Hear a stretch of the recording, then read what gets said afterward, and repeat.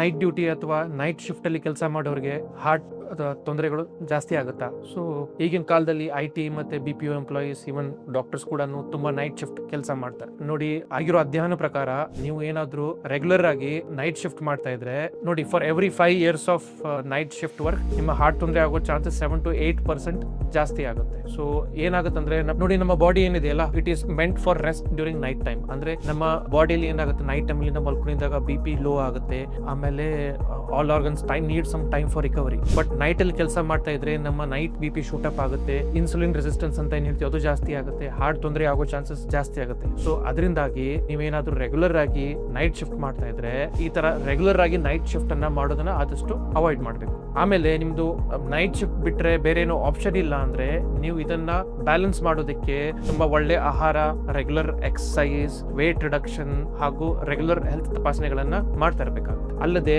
24 ಗಂಟೆಯಲ್ಲಿ ಕನಿಷ್ಠವಾಗಿ 7 ರಿಂದ 8 ಗಂಟೆ ನಿದ್ರೆ ಮಾಡಲೇಬೇಕು. ಸೊ ನಿಮ್ಮ ನೈಟ್ ಶಿಫ್ಟ್ ಮಾಡೋ ಫ್ರೆಂಡ್ಸ್ಗೆ ಈ ವಿಡಿಯೋನ ದಯಮಾಡಿ ಶೇರ್ ಮಾಡಿ.